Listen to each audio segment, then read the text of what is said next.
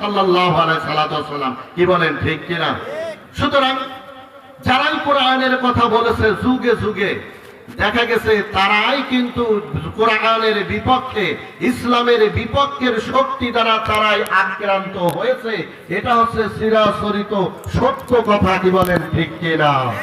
সম্মানিত উপস্থিতিরা আমার, এই জন্য নবী করিম সাল্লাল্লাহু আলাইহি সাল্লাম এই বৈষম্য বিরোধী আন্দোলন যখন তিনি গড়ে তুললেন, আর যখন 23 বছর ধরে আস্তে আস্তে করে কাজ করলেন, এবং নবীজি সাল্লাল্লাহু আলাইহি সাল্লাম সর্বপ্রথম যে যুদ্ধের সম্মুখীন হলেন, আল্লাহর নবী স্বয়ং উপস্থিতিতে, সে যুদ্ধের নাম হলো বদরের যুদ্ধ।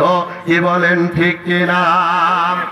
এই বদরের যুদ্ধে আল্লাহর নবীর পক্ষে 313 জন মুজাহিদ।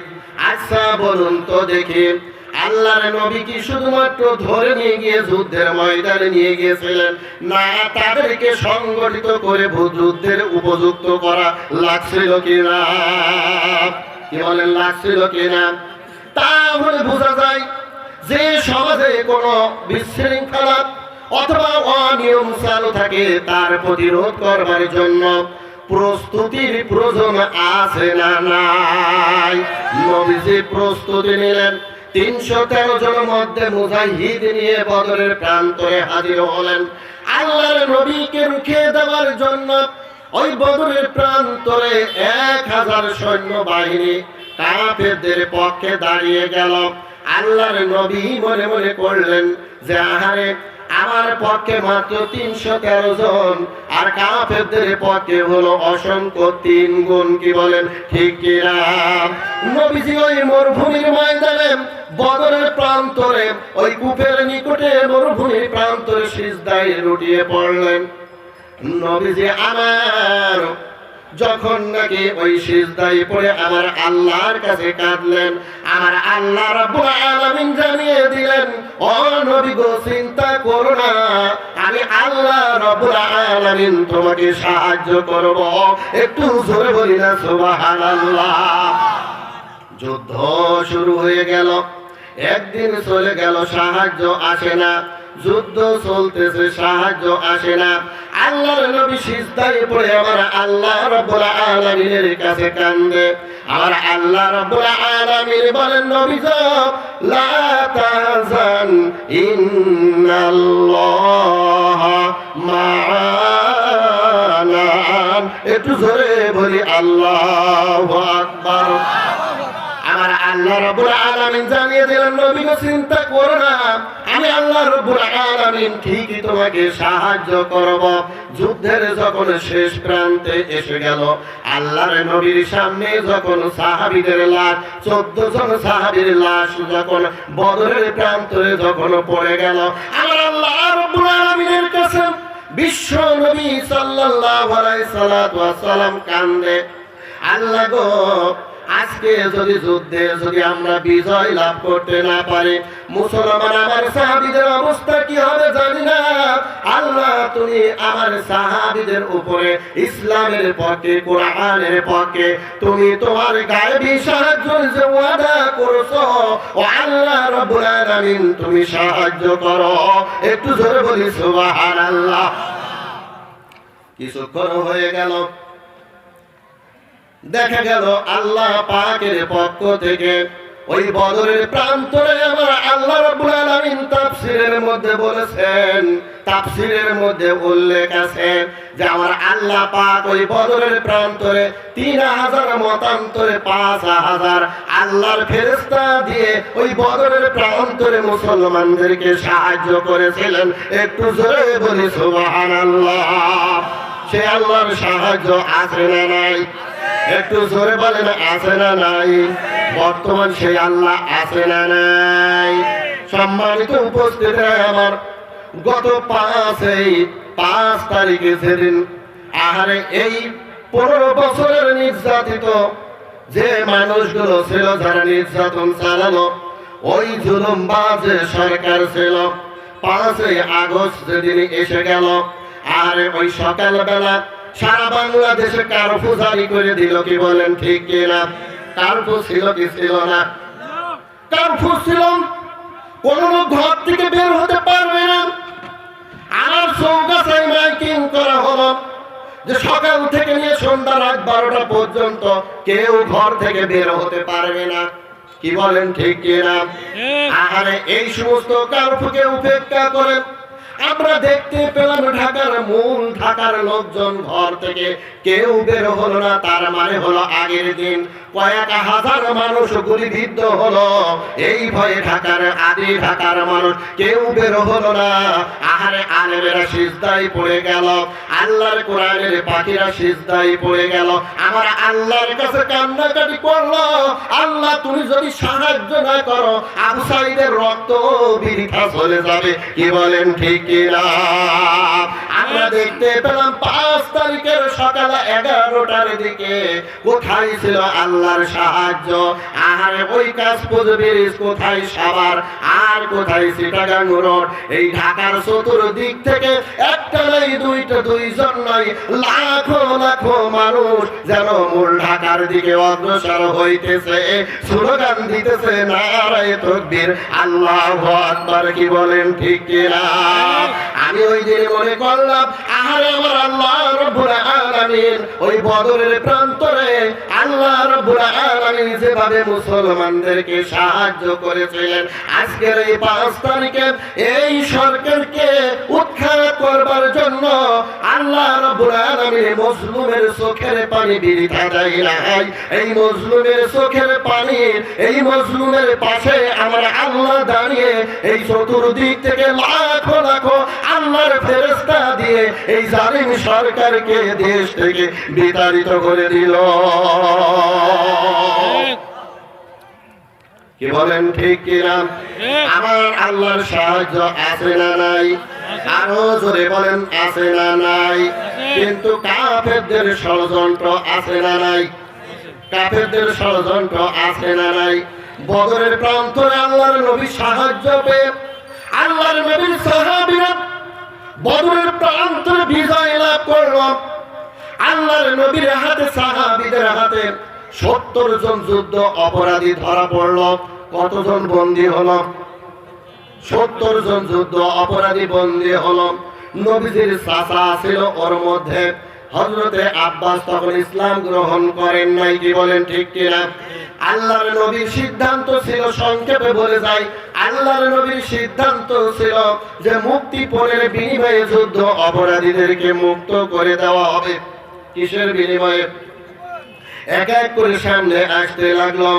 আস্তে আস্তে যখন আব্বাস চলে আসলো, আল্লাহর নবী বলল, ও চাচা আব্বাস, তুমি মুক্তিপণের জন্য তোমাকে এত টাকা দিতে হবে। আব্বাস বলল যে না, দিতে পারবো না ভাতিজা, ছোট্টবেলায় তোমাকে লালন পালন করেছে, তোমার কি মনে নাই? আর আমি যে একেবারে গরিব মানুষ, তোমার তো জানা আছে আমার তো কোনো টাকা পয়সা নাই, ও ভাতিজা মুহাম্মদ দিতে পারবো না। আল্লাহর নবী বললেন, ও চাচা জি, মিথ্যা কথা বলবেন না, কারণ মিথ্যা কথা বলতেছেন আপনি।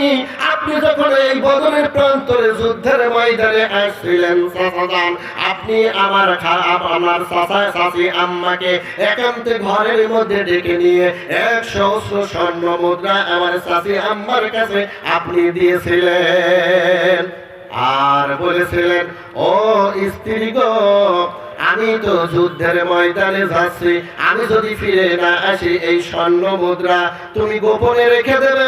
এই স্বর্ণ মুদ্রা থেকে একটি অংশ তুমি রাখবে, আর একটি অংশ আব্বু আব্দুল্লাহকে দেবে, আর একটি অংশ উবাইদুল্লাহকে দেবে। আল্লাহর নবী মদিনায় কোথায়? আর আব্বাস রেখে গেছে মক্কাতে, কি বলেন ঠিক কিনা? আব্বাসের ঠ্যাং কাঁপা শুরু হয়ে গেল। আসলে বাস্তবতা কিনা? আব্বাস বলল, ভাতিজারে কি ব্যাপার? আমি যখন আমার স্ত্রীর কাছে এই গোপন স্বর্ণ মুদ্রা দিয়ে রেখে এসেছিলাম, তখন তো কোনো একটি পাখি পর্যন্ত টের পাই নাই, অতি গোপনে রেখে দিয়েছিলাম। ও মুহাম্মদ, বলো বলো বলো, তুমি এই সংবাদ কিভাবে মদিনায় বসে পেয়ে গেলে? কোথায় মক্কা? কোথায় মদিনা? ও ভাতিজা তুমি বলো। আল্লাহর নবী বললেন, চাচা যান, আপনি যখন বলতেছিলেন আমার সামনে মিথ্যা কথা, এই মিথ্যা কথা আমার আরশের মালিক বরদাস্ত করতে পারে নাই। আল্লাহ রাব্বুল আলামিন জিবরিল আমিন আলাইহিস সালাতু ওয়াস সালাম মারফতে আমাকে জানিয়ে দিলেন, জিবরিল আমিন আলাইহিস সালাতু ওয়াস সালাম আমাকে এইমাত্র বলে গেল আসল ঘটনাটা। একটু জোরে বলি সুবহানাল্লাহ। আব্বাস বলল যে আহারে ও ভাতিজা, মক্কার খবর যদি তুমি মদিনায় বসে পেয়ে থাকো তাহলে তুমি সাধারণ কোন মানুষ নয়। ও ভাতিজা, তোমার বিরুদ্ধে যুদ্ধ করতে এসেছিলাম, আজ আমার হুঁশ ফিরে গেছে। ও ভাতিজা, তোমার হাত কেন বাড়িয়ে দাও, আমি আজকে কলেমা পড়ে মুসলমান হয়ে যেতে চাই। ওই সময় হযরতে আব্বাস কলেমা পড়ে নিল। সকলে বলেন লা ইলাহা ইল্লাল্লাহ মুহাম্মাদুর, একটু জোরে বলি না, লা ইলাহা ইল্লাল্লাহ।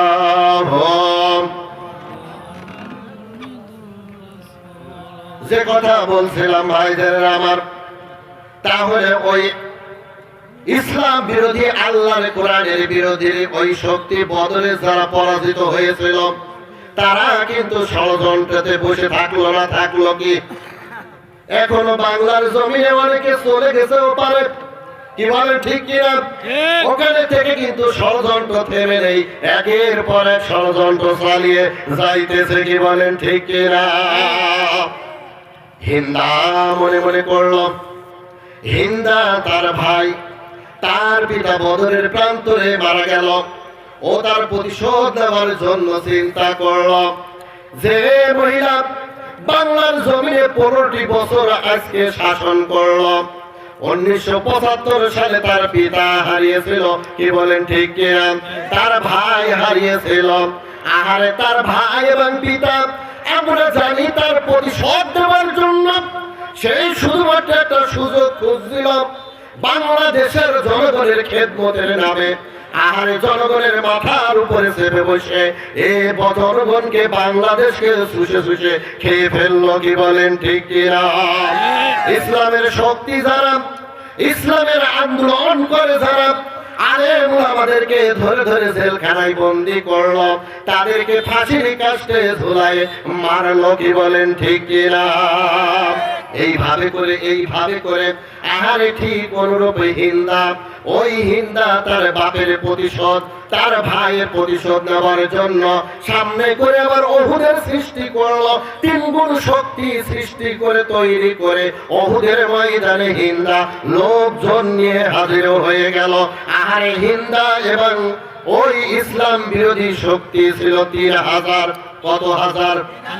3000। নবীজির শক্তি ছিল মাত্র 1000। প্রতিমধ্যে ওই আব্দুল্লাহ বিন উবাই মুনাফিকদের সরকার ও ভাঙিয়ে নিয়ে আসলো 300। তাহলে নবীজির পক্ষে থাকলো মাত্র 700 জন, কি বলেন ঠিক কিনা? সম্মানিত উপস্থিতি, আমার শুধু স্মরণ করে দিয়ে যাই, এই উহুদের ময়দানে আল্লাহর নবী সাল্লাল্লাহু আলাইহি সাল্লাম সাহাবীদেরকে যখন তৈরি করলেন, আল্লাহর নবী ওই গিরিপথে 50 জন সাহাবীকে রেখে দিলেন আব্দুল্লাহ ইবনে জুবাইরের নেতৃত্বে, আর বললেন যে এখান থেকে নড়বে না। যাই হোক, অনেক ঘটনা। আব্দুল্লাহ বিন জুবাইর যখন নাকি ওখান থেকে মুসলমানদের বিজয় নিশ্চিত হয়ে গেছে এই ভেবে, যখন আব্দুল্লাহ বিন জুবাইর যখন ওখান থেকে চলে, অর্থাৎ ও দাঁড়িয়েছিল অন্যান্য ছোটরা গনিমতের মাল কুড়ানোর জন্য, যখন চলে আসলো, আর পিছন দিক থেকে কাফেররা পালিয়ে গিয়ে যখন নাকি ওই গিরিপথের ওই খোল দিয়ে চট করে আল্লাহর নবীর উপরে ঢুকে আক্রমণ শুরু করে দিল, কি বলেন ঠিক কিনা? ওই উহুদের ময়দান থেকে পালিয়ে গিয়ে চট করে ওই খোল দিয়ে ঢুকে আল্লাহর নবীর উপরে যখন আক্রমণ চালালো, আল্লাহর নবীর দাঁত শহীদ হয়ে গেল। আল্লাহর নবীর সাহাবীরা একজন নয়, দুইজন নয়, 70 জন সাহাবী, আল্লাহর নবীর সাহাবী ওই সময় ওই উহুদের ময়দানে আল্লাহর নবীর সাহাবী শাহাদাত বরণ করলো। কি বলেন ঠিক কিনা? এখনো যারা বাংলার জমিন থেকে পালিয়ে ওই ভারতের মামা বাড়ি যে আশ্রয় নিয়েছে, ওখান থেকে আবার আস্তে করে শর্ট করে ঢুকে পড়তে চাই। কি বলেন ঠিক কিনা? আপনারা কি ঢুকতে দেবেন? জোরে বলেন, কথা বলেন, ঢুকতে দেবেন না? ঢুকতে দিলে কি বিপদ বাড়বে না কমবে? জোরে বলেন, বিপদ বাড়বে না কমবে? তাহলে কি ঢুকতে দেবেন? এই জন্য পালাইয়া গেছো ভালো গেছো, ভালো থাকো মামা বাড়ি, চট করিয়া ঢুকলে তবে টানতে যে হবে জেলের ঘানি। কি বলেন ঠিক কিনা? লক্ষণ সেন পালিয়ে গেছিল, সে তো ফিরে আসে নাই, তুমি কেন শর্ট করিয়া আবার কেন ঢুকতে চাও? কি বলেন ঠিক কিনা? সম্মানিত উপস্থিতিরা আমার, এই উহুদের ময়দানে আল্লাহর নবীর চাচা আমির হামজা তার দেহকে ক্ষত বিক্ষত করে দেওয়া হলো। হাত একদিকে, পা আর একদিকে, অঙ্গ প্রত্যঙ্গ ছিন্ন ভিন্ন করে দেওয়া হলো। ওই সময় সাহাবীরা দিক বিদিকে হারিয়ে ফেলল, তারা সামনের দিকে অগ্রসর হবে মনোবল হারিয়ে ফেলল। কি বলেন ঠিক কিনা? ঠিক অনুরূপভাবে আমরা দেখলাম এই বাংলার জমিনে যখনই নাকি এই সরকার হাসিনার সরকার যখন আসলো, ইসলামী আন্দোলন আল্লাহর কোরআনের সৈনিকেরা তাদেরও মনোবল হারিয়ে ফেলল। কি বলেন ঠিক কিনা? ইসলামের আন্দোলনের পথ হারিয়ে গেল, বাংলাদেশের পথ হারিয়ে গেল, ইসলামী আন্দোলনের পথ হারিয়ে ফেলল, আহারে বাংলাদেশের গতি হারিয়ে ফেলল। ওই দিন ওই যে 2006 সালের 28শে অক্টোবর। কি বলেন ঠিক কিনা? আহারে 2006 সালের 28শে অক্টোবরে এই বাংলার জমিনে ঢাকার রাজপথে যেভাবে মানুষকে মেরে একজন মানুষের উপরে নৃত্য করা যায়, একজন মানুষের উপরে লাশের উপরে যে নাচানাচি করা যায়, পৃথিবীর ইতিহাসে দ্বিতীয়টি কোনো জায়গায় খুঁজে পাওয়া যায় না। যায় কি? আমি একটি পত্রিকায় কার্টুন দেখছিলাম, এক ড্রাইভার গাড়ি চালাচ্ছে, চালাইতে চালাইতে সামনে একটা ব্যাঙ পড়েছে। ব্যাঙ ড্রাইভার দেখতেছে যে ব্যাঙ তার গার পথ দিয়ে চলে যাবে, কোল দিয়ে যখনই জাতি গেছে ওই গাড়িটাই অ্যাক্সিডেন্ট করেছে, কোর্টে মামলা হলো। সামনে যখন মামলা আসামি হিসেবে ড্রাইভারকে নিয়ে আসা হলো, আহারে কর্তা যখন নাকি জজ সাহেব বিচার করছে যে কেন তুমি এই অ্যাক্সিডেন্টের সম্মুখীন হলে, রাস্তায় তো কিছু ছিল না। ড্রাইভার বলল, মা জজ সাহেব আমি যখন গাড়ি চালাচ্ছিলাম আমি দেখলাম রাস্তার উপরে একটা ব্যাঙ আছে।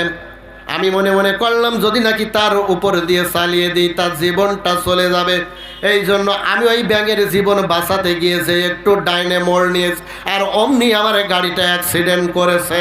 জজ সাহেব ওই দিন বলল, ওই দিন রায় দিয়ে দিল একটা জীবের জীবন রক্ষার্থে একজন ড্রাইভার যখন নাকি সতর্কতা অবলম্বন করতে গিয়ে এই গাড়ি অ্যাক্সিডেন্ট করেছে, সুতরাং একজন ব্যক্তি একটা ব্যাঙের জীবন রক্ষার জন্য চেষ্টা করেছে, সুতরাং তার কোনো অপরাধ নাই। একটা জীবনে রক্ষার জন্য জজ সাহেব যদি এমনটি রায় দিতে পারে, আর বাংলার জমিনে আমরা দেখতে পেলাম যে একজন মানুষকে পিটিয়ে পিটিয়ে হত্যা করলো, হত্যা করেই শেষ করলো না, আহারে তার লাশের উপরে নাচানাচি করলো। কি বলেন ঠিক কিনা?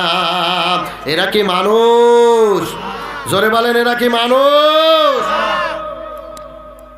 এরা হলো মানুষ নামের জানোয়ার। কি বলেন ঠিক কিনা?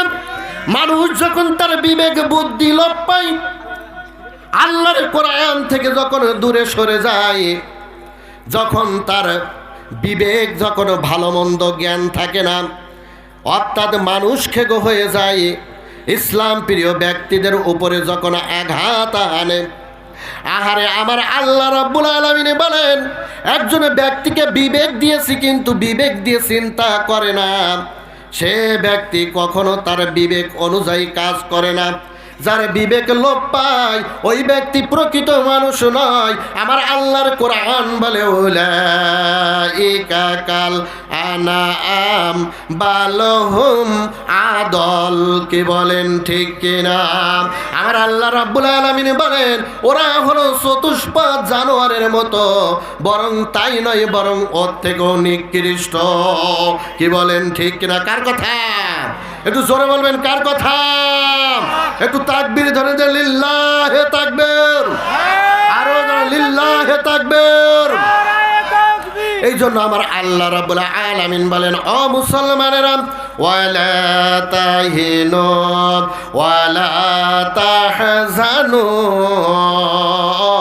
ওয়া আনতুমুল আ'লাউনা ইন কুনতুম মুমিনিন। আমার আল্লাহ রাব্বুল আলামিন বলেন, বান্দাগণ চিন্তা করো না, মন ভাঙা হয়ো না, তোমরাই বিজয়ী হবে। একটু জোরে বলি সুবহানাল্লাহ। তাহলে শেষ পর্যন্ত বিজয় হলো মুসলমানদের। কি বলেন ঠিক কিনা? বিজয় কাদের? মুসলমানদের বিজয় সুনিশ্চিত। এই জন্য এই বিজয়কে সামনে করে নিয়ে আমরা যদি সামনের দিকে অগ্রসর হই, আমার আল্লাহ রাব্বুল আলামিন বলেন যে, ও নবী তুমি জানিয়ে দাও, মা আতাকুমুর রাসূল ফাখুযুহু ওয়া মা নাহাকুম আনহু ফান্তাহু ওয়াত্তাকুল্লাহ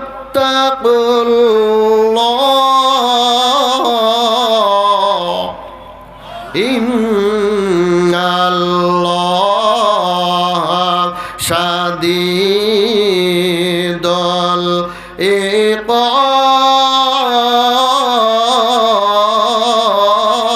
ইকাব। আল্লাহর নবী আমাদের জন্য যা কিছু নিয়ে এসেছেন, যা কিছু আমাদেরকে দিয়েছেন, আমার আল্লাহ রাব্বুল আলামিন বলেন সেটাকে তোমরা আঁকড়ে ধরো। আর যেটা তিনি নিষেধ করেছেন, মানাহাকুম আনহু, নবীজি যেটা নিষেধ করেছেন তার থেকে দূরে থাকো। এ নির্দেশ কার? একটু জোরে বলি, এ নির্দেশ কার? আল্লাহর নবী যেটা নিয়ে এসেছেন এটা আমরা আঁকড়ে ধরতে রাজি আছি। কারা কারা রাজি আছি? দোকানে হাত তুলে আল্লাহকে দেখান। তাকবীর, নারায়ে তাকবীর। আল কোরআনের আলো, সংসদে আলো, আল হাদিসের আলো, নারায়ে তাকবীর। সম্মানিত ভাইরা আমার, তাহলে নবীজি আমাদেরকে যা দিয়েছেন আমরা আঁকড়ে ধরবো ইনশাআল্লাহ। আর যেটা নিষেধ করেছেন তার থেকে দূরে থাকবো। এটাই হলো মুসলমানদের কাজ। কি বলেন ঠিক কিনা? সময় এসেছে রুখে দাঁড়াবার। আমরা কি রাজি আছি? জোরে বলেন, রাজি আছে? সম্মানিত উপস্থিতরা আমার, যদি রাসূল সাল্লাল্লাহু আলাইহি সাল্লাম যে সমস্ত জিনিসগুলো নিষেধ করেছেন, যেটা করা যাবে না, সেগুলো আমি আপনাদের সামনে উপস্থাপন করব ইনশাআল্লাহ। আল্লাহ। এক নম্বরের কাজ হচ্ছে আল্লাহর নবী সাল্লাল্লাহু আলাইহি সাল্লাম বলেছেন যে নবীজি সাল্লাল্লাহু আলাইহি সাল্লাম যখন নাকি ইসলামী স্টেট যখন কায়েম হয়ে যাবে তখন কোনো চোর ওই সমাজে আর থাকবে না। কি বলেন ঠিক কিনা? আমরা গম অর্থাৎ ওই যে আবাদ যে সমস্ত টুকিটাকি যে সমস্ত আবাদ মাঠে আছে এই সমস্ত চোরদের ধরে আমরা বিচারের আওতায় নিয়ে আসতে চাই, কিন্তু রাষ্ট্রের কোটি কোটি টাকা সহস্র কোটি টাকা যারা লুট করছে তাদেরকে আমরা ছাড় বলে ডাকি। কি বলেন ঠিক কিনা? কিন্তু আসল চোর তো এরা নয়, আসল চোর হচ্ছে ওরা। কি বলেন ঠিক কিনা?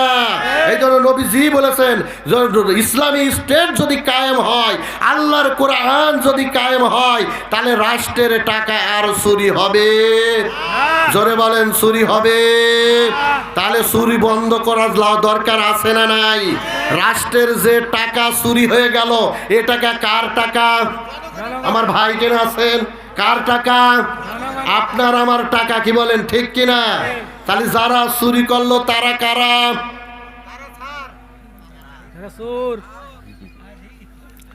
আল্লাহর নবীর ইসলামী স্টেট যখন কায়েম হয়ে গেল,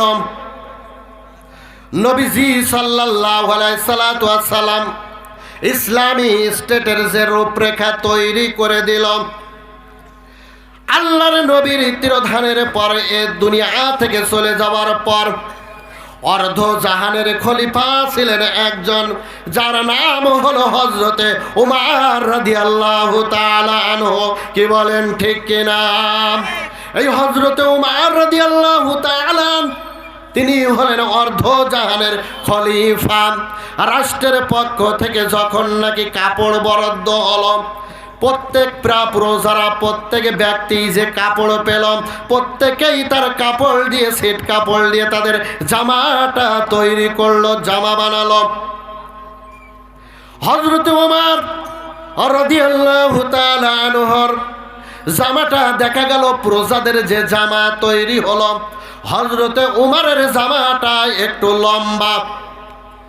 মসজিদে যখন নাকি আমিরুল মুমিনিন হযরতে ওমর যখন তিনি খুতবা দিতে দাঁড়ালেন, একজন সাহাবী দাঁড়িয়ে গেল যে বললেন, আমিরুল মুমিনিন খলিফাতুল মুসলিমিন, আপনার কাছে আমাদের প্রশ্ন হলো, জানার হলো, এই রাষ্ট্রের পক্ষ থেকে যে সিট বরাদ্দ হলো, কাপড় বরাদ্দ হলো, প্রত্যেকের জামা তৈরি করা হলো, প্রত্যেকের জামার যে মাপ, প্রত্যেকের জামার যে কাটিং, ও খলিফাতুল মুসলিমিন, আপনার জামার কাটিং দেখে মনে হয় আপনার জামায় সিট বেশি। আপনি কি সিট চুরি করেছেন নাকি?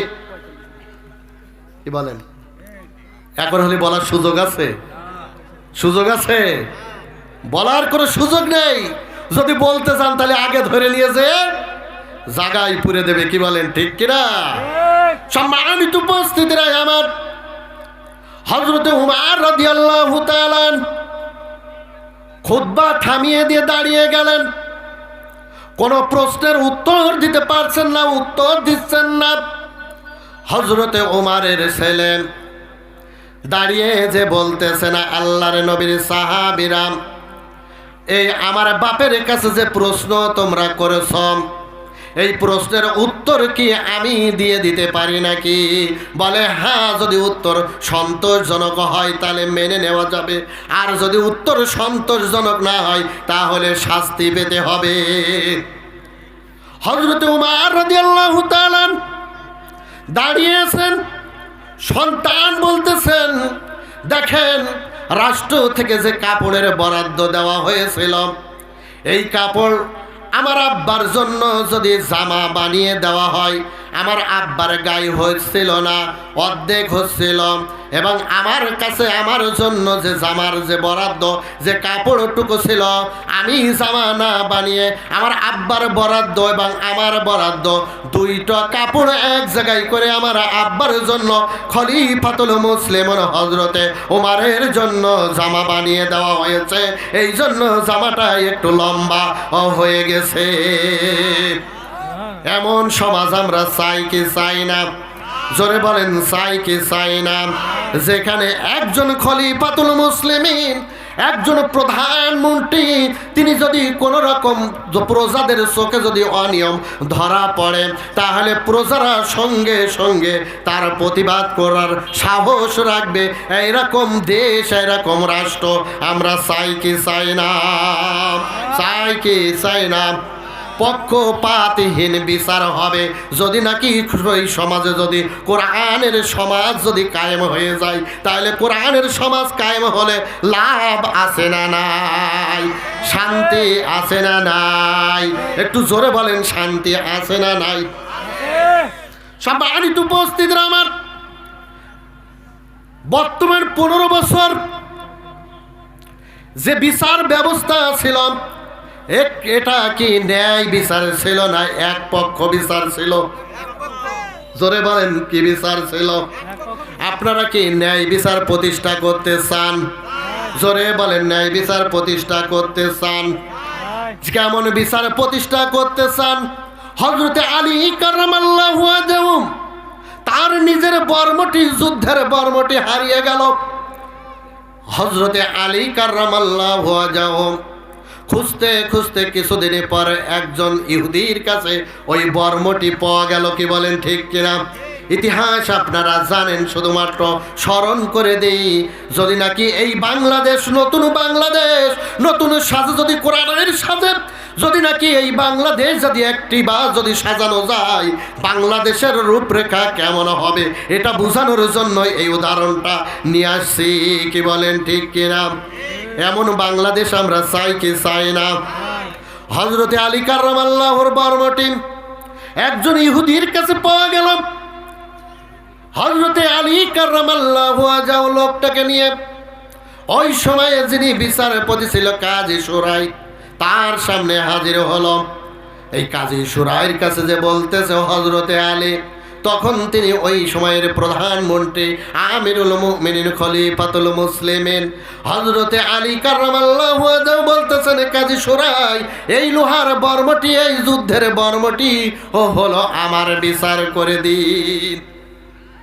কি বলেন? এখন হলে সাহস হতো, আর যার কাছে পাওয়া যেত তার জীবন থাকতো। বিচার কি বাংলাদেশে ছিল? জোরে বলেন, ছিল? যে দেশে আলু বোম হয়ে যায়, কি বলেন ঠিক কিনা? এই সুটার হুদয় আপনারা জানেন, একজন মহিলা আমাদের খেদের আলী ভাইয়ের স্ত্রী, কি বলেন ঠিক কিনা? একেবারে নির্ঘাত একটা গরিব মানুষ, মেয়ের বাড়ি থেকে 2 কেজি আলু কিনে বাড়ি আসছিল, প্রতিমধ্যে পুলিশই ধরে সেই আলুকে বোম বানিয়ে দিল। কি বলেন ঠিক কিনা? কি বলেন, ভুল বললাম না ঠিক বললাম? এই আলু যখন বোম হয়ে গেল, এর আবার সাক্ষীও দিল, ওই আসমান থেকে আসে নাই, আপনার গ্রামের মানুষ। কি বলেন ঠিক কিনা? আচ্ছা, আলুকে বোম বানালো পুলিশ, আর এই বোম হিসেবে সাক্ষী দিল আপনারই প্রতিবেশী। কি বলেন ঠিক কিনা? সব বিচার ছিল? জোরে বলেন, বিচার ছিল? অসংখ্য দিন জেল খাটলো আমাদের মহিলারা এই সুটার হুদো গ্রামে। কি বলেন ঠিক কিনা?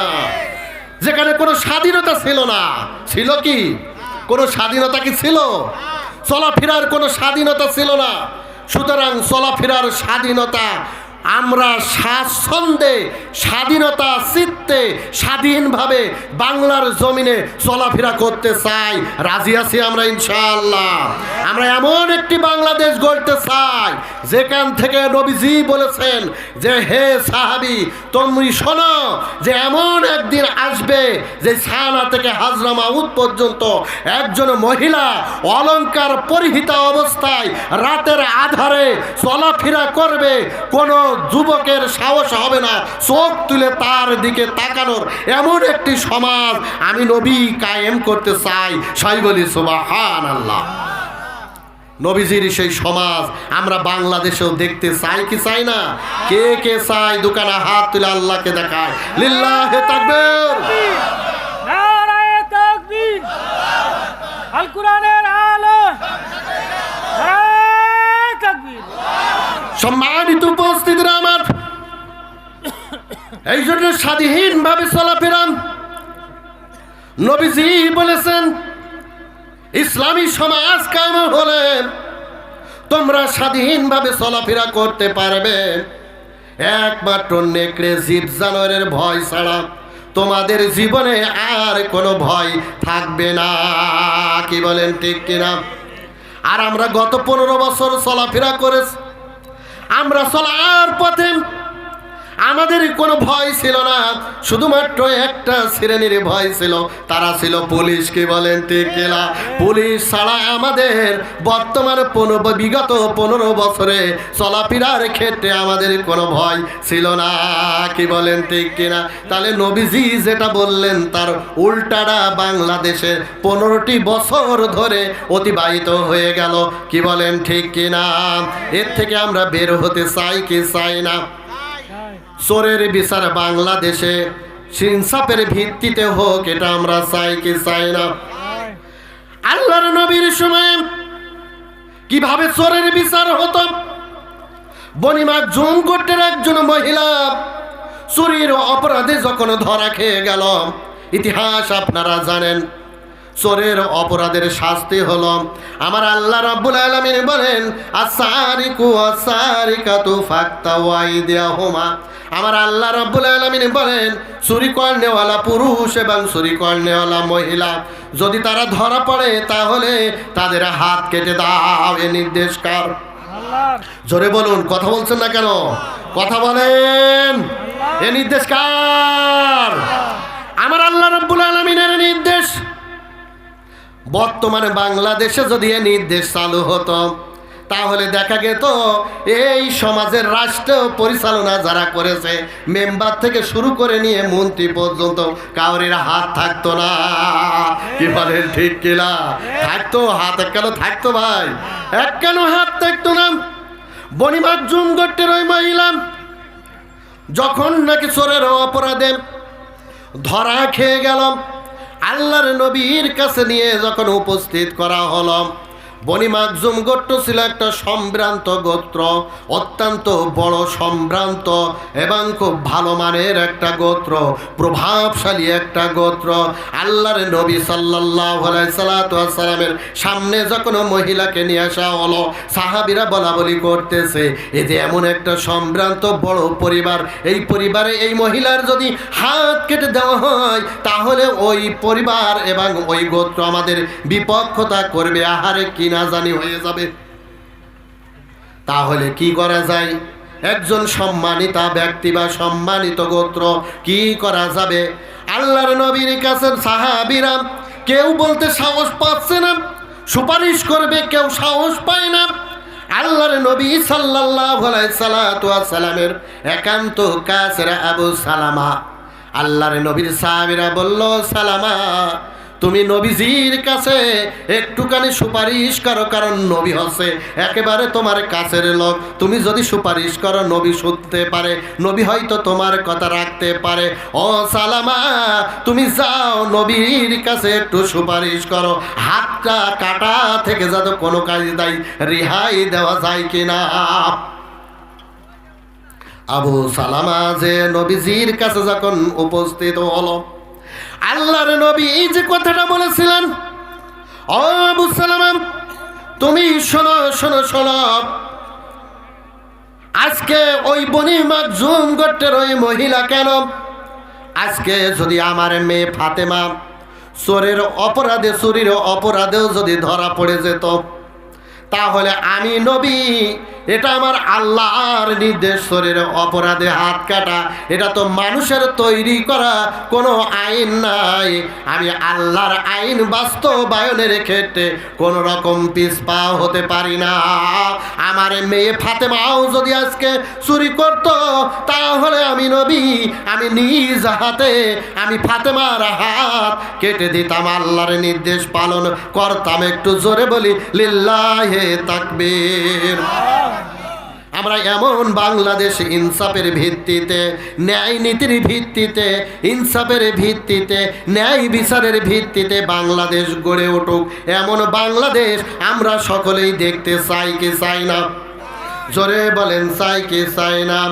সুতরাং সম্মানিত উপস্থিতিরা আমার আসন, এই বাংলাদেশ বিনির্মাণে যে কাজ বাংলাদেশে চলতেছে, এর পক্ষে সহযোগিতা আমরা করব কি করব না? আমার আল্লাহ রাব্বুল আলামিন বলেন, কারণ হলো কাল কিয়ামতের ময়দানে আমাদের সকলকে একদিন আমার আল্লাহ রাব্বুল আলামিনের সামনে দাঁড়ানো লাগবে। কি বলেন, ঠিক কিনা? আচ্ছা, আল্লাহর সামনে দাঁড়ানো লাগবে না কার কার? একটু হাত তোলেন দেখি। হ্যাঁ, একজন ভাই। আল্লাহর সামনে দাঁড়ানো লাগবে না, কে কে আছেন? কে সবাই কি মনে করেন যে আল্লাহর সামনে দাঁড়ানো লাগবে? লাগবে, মনে করেন লাগবে? আমার আল্লাহ রাব্বুল আলামিন বলেন, ফামান কানা ইয়ারজু লিকা রাব্বিহ ফালিয়ামাল আমালান সালিহান ওয়ালা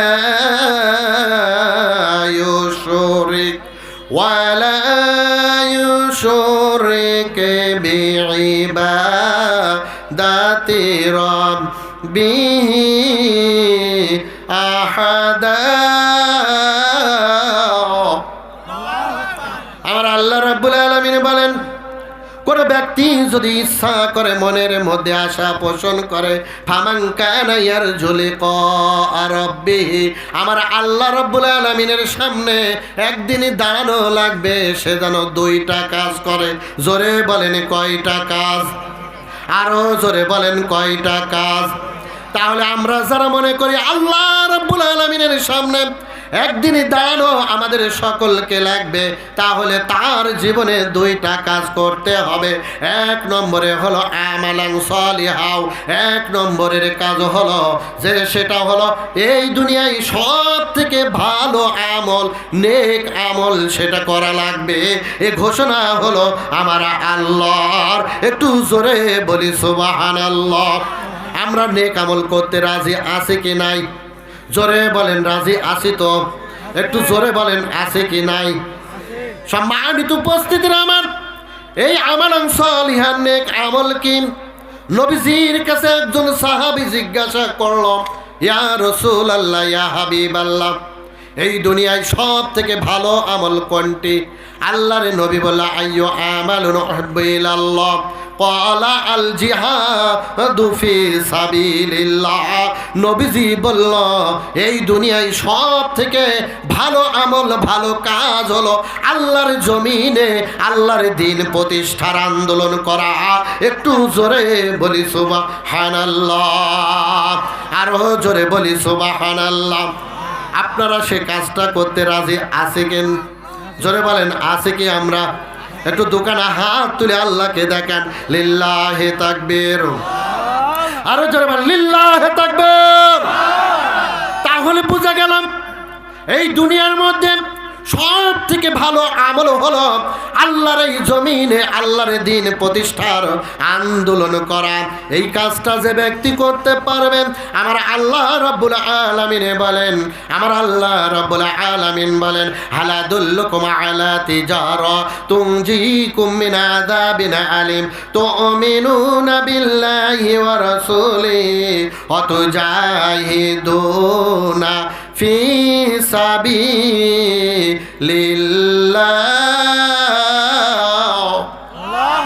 আমার আল্লাহ রাব্বুল আলামিন বলেন, ও দুনিয়ার মানুষেরা তোমরা শোনো, তোমরা কি আমার এই কঠিন ভয়াবহ আযাব থেকে নাজাত কি পেতে চাও কিনা? আমরা সকলেই সমস্বরে বলি, আল্লাহর আযাব থেকে, জাহান্নাম থেকে আমরা সবাই বাঁচতে চাই কি চাই না? কারা কারা চাই? দোকানে হাত তুলে দেখান। একটু জোরে বলি না লিল্লাহি তাকবীর। তাহলে যদি চাই, আমার আল্লাহ রাব্বুল আলামিন বলেন তিনটা কাজ করা লাগবে।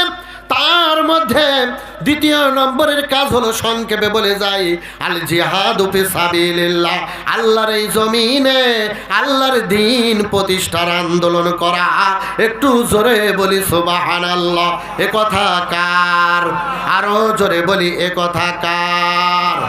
আজ সম্মানিত উপস্থিতিরা আমার, এই কাজ যদি কোনো ব্যক্তি যদি করতে পারে, আল্লাহর জমিনে আল্লাহর দ্বীন প্রতিষ্ঠার আন্দোলন এ বাদে যদি কোনো ব্যক্তি যদি কোনো কিছু করে, তাহলে আমার নবীজি বলেছেন ওই ব্যক্তি যদি তার জীবনে ইসলাম প্রতিষ্ঠা হোক এটা যদি ওই ব্যক্তি যদি না চায়, তাহলে তার নামাজ রোজা কোনো কাজে আসবে না, ওই ব্যক্তি জাহান্নামের খড়ি হবে। এ কথার নবীজির কি বলেন ঠিক কিনা? সুতরাং নবীজির কথা আমরা মানতে রাজি আছি কি নাই? নবীজি বলেছেন তোমরা ইসলামী আন্দোলন করো, আল্লাহর কোরআনের পক্ষে, আল্লাহর কোরআন প্রতিষ্ঠার পক্ষে কাজ করো। কোনো ব্যক্তি যদি আল্লাহর কোরআন প্রতিষ্ঠার পক্ষে যদি নাকি কাজ করে, কোরআনের সমাজে কায়েম হোক, আল্লাহর জমিনে কায়েম হোক, এই প্রতিষ্ঠার আন্দোলনে কোনো ব্যক্তি যদি শরীক হয়, কাজ যদি করেন, আমার আল্লাহ রাব্বুল আলামিন বলছেন তার জন্য লাভ হলো তিনটা। জোরে বলেন কয়টা? আরো জোরে বলেন লাভ কয়টা? এক নম্বর লাভ হলো, মনে করেন এই মাহফিলে এসেছি, এখান থেকে যদি নাকি আমরা যদি নিয়ত করি যে জীবনে যা করেছি আর ভুল করব না, আজ থেকে যতদিন বেঁচে থাকি আল্লাহর কোরআন নবীজির জীবন আদর্শ মোতাবেক চলব, এই নিয়ত যদি কোনো ব্যক্তি এখান থেকে যদি করতে পারি, আল্লাহ রাব্বুল আলামিন বলেন ওই ব্যক্তির জন্য লাভ হলো তিনটা। এক নম্বর লাভ হলো ইয়াগফির লাকুম যুনুবাকুম, আমার আল্লাহ রাব্বুল আলামিন বলেন তার জীবনের সমস্ত গুনাহ খাতা আমি আল্লাহ রাব্বুল আলামিন মাফ করে দেব। নারায়ে তাকবীর, লিল্লাহি তাকবীর, নারায়ে তাকবীর, আল্লাহু আকবার। প্রধান অতিথির আগমন, শুভেচ্ছা স্বাগতম, শুভেচ্ছার স্বাগতম, প্রধান অতিথির আগমন, নারায়ে তাকবীর, আল্লাহু আকবার। চুনারুদাবাসীর পক্ষ থেকে শুভেচ্ছা, প্রধান অতিথির আগমন, শুভেচ্ছা স্বাগতম, নারায়ে তাকবীর, আল্লাহু আকবার। সম্মানিত উপস্থিতি, আমাদের মেহমানরা এসে গেছে, আর আলোচনা দীর্ঘায়িত করব না। তাহলে লাভ কয়টা বললাম ভাই? লাভ কয়টা? জোরে বলেন কয়টা? তাহলে এক নম্বর লাভ হলো যে ব্যক্তি নিয়ত করবে আজ থেকে ইসলামী আন্দোলন করব, আমার আল্লাহ বলেন এক নম্বরের তার জন্য লাভ হলো আল্লাহর পক্ষ থেকে পুরস্কার হলো তার জীবনের সমস্ত গুনাহ খাতা আল্লাহ পাক মাফ করে দেবেন। সবাই বলি সুবহানাল্লাহ। দুই নম্বরের লাভ হলো ওয়ায়ুদখিলকুম জান্নাতিন তাজরি মিন তাহতিহাল আনহার। দুই নম্বরের লাভ হলো আল্লাহর পক্ষ থেকে ওই ব্যক্তিকে এমন একটি জান্নাতের মালিক আল্লাহ পাক বানিয়ে দেবেন যার তলদেশ দিয়ে নহর সম প্রবাহিত হতে থাকবে। একটু জোরে বলি সুবহানাল্লাহ। তিন নম্বরে আল্লাহর পুরস্কার হলো মাসাকিনাত তাইয়্যিবা, আমার আল্লাহ রাব্বুল আলামিন বলেন ওই ব্যক্তির জন্য তিন নম্বরের লাভ হলো জান্নাতের মধ্যে যতগুলো ঘর থাকবে এই ঘরের মধ্যে সব থেকে উন্নত মানের একেবারে ভিআইপি একেবারে 5 স্টারের যে ঘরটা, এই ঘরটা আমি আল্লাহ রব্বুল আলামিন ওই বান্দার জন্য বরাদ্দ করে দেব। একটু জোরে বলি সুবহানাল্লাহ। আমরা কি রাজি আছি ভাই? একটু জোরে বলি রাজি আছি? কারা কারা রাজি আছি দোকানে হাত তুলে আল্লাহকে দেখায়। লিল্লাহি তাকবীর, নারায়ে তাকবীর, আল কোরআনের আলো। সম্মানিত উপস্থিতরা আমার, মেহমানরা এসে গেছেন, প্রধান বক্তাও আসবেন, আলোচনা রাখবেন। এদের সংক্ষিপ্ত আকারে যেটা বললাম, আজকের যে ওয়াজ মাহফিল, এই ওয়াজ মাহফিল হলো এখানে একটা হাফেজিয়া মাদ্রাসা প্রতিষ্ঠা হতে যাচ্ছে। এই হাফেজিয়া মাদ্রাসা আল্লাহর কোরআনের মারকাজ, এই ছুটার হৃদয় প্রতিষ্ঠা হোক, এটা আমরা সবাই চাই কি চাই না? আল্লাহর কোরআনের সাথে যে ব্যক্তি মহব্বত রাখবে, কাল কিয়ামতের ময়দানে ওই কোরআন তার জন্য শাফায়াত করে জান্নাতে নিয়ে যাবে। সবাই বলি সুবহানাল্লাহ। এই জন্য কোরআনের সাথে আমরা মহব্বত রাখতে রাজি আছি না নাই? সুতরাং এই হাফেজি মাদ্রাসা প্রতিষ্ঠার জন্য যত রকমের সহযোগিতা লাগে, গ্রামবাসী যারা আছেন, আশেপাশে যারা আছেন, আপনারা এই সহযোগিতাটা করবেন, এই আশা আমি আপনাদের কাছে করে, এবং এই মাদ্রাসাটা সুন্দরভাবে আপনাদের সামনে স্টেজে যিনি বসে আছেন আমাদের বড় ভাই সিদ্দিকুর রহমান সোনামিয়া ভাই, উনি এই মাদ্রাসাটা প্রতিষ্ঠা করবার জন্য উনি মন স্থির করেছেন। আল্লাহ পাক তার মনের নেক মকসুদকে পুরা করে দিক, সকলে বলি আমিন, একটু জোরে বলি আমিন। এর বরকতে আল্লাহ পাক তার সমস্ত জিন্দেগির গুনাহ খাতা আল্লাহ পাক মাফ করে দিক, সকলে বলি আমিন। সম্মানিত উপস্থিতরা আমার, আমরা যারা আসছে আল্লাহর কোরআনের সাথে আমাদের মহব্বতটা বাড়াতে হবে, কানেকশনটা বাড়াতে হবে, রাজি আছি ইনশাআল্লাহ। আল্লাহর কোরআন প্রতিষ্ঠান, আল্লাহর কোরআনের সাথে কানেকশন, কোরআন আছে যেখানে আমরা থাকব, জোরে বলেন আমরা থাকব। তাহলে কোরআন নেই যেখানে আমরা থাকব না। এই জন্য কোরআনের সাথে, আলেমদের সাথে, এবং আল্লামা চলে গেছেন, আল্লামার সোনার এবং স্বপ্নের সেই বাংলাদেশ গড়ার যে কাজটা, তার স্বপ্ন বাস্তবায়নের জন্য আল্লাহর রসুলের আদলে বাংলাদেশ গড়ুক, বাংলাদেশ চলুক, এটা আমরা সবাই চাই কি চাই না? যদি চেয়ে থাকি তাহলে আসুন, আর দেরি নয়, আমাদের জীবনটা ইসলাম, আল্লাহর কোরআন, রসুলের জীবন আদর্শ, এর জন্য আমরা লাগিয়ে দেব। প্রধান বক্তা আপনাদের কাছ থেকে একটু আহ্বান করবে, শেষে আপনারা কেউ খালি হাতে ফিরাইয়ে দেবেন না, সবাই কিছু না কিছু আল্লাহর কোরআনের জন্য, কোরআনের মহাব্বতে, কোরআনের এই ঘরের জন্য, কোরআনের মার্কাজের জন্য আপনারা কিছু না কিছু দান করে যাবেন। রাজি আছি তো ইনশাআল্লাহ ভাই? আল্লাহর কোরআনের জন্য দিবেন। আল্লাহ পাক আমাদেরকে কবুল করুক। আজকের এই ওয়াজ মাহফিল, তাফসির মাহফিলকে আল্লাহ পাক কবুল করে নিক, সকলে বলি আমিন। এই আলোচনা করে এবং সকলের সুস্বাস্থ্যতা কামনা করে যে সমস্ত মেহমানরা এসেছেন তাদের জন্য সময় সুযোগ সৃষ্টি করে দিয়ে আমি আমার আলোচনা শেষ করছি। আসসালামু আলাইকুম ওয়া রাহমাতুল্লাহি ওয়া বারাকাতুহু।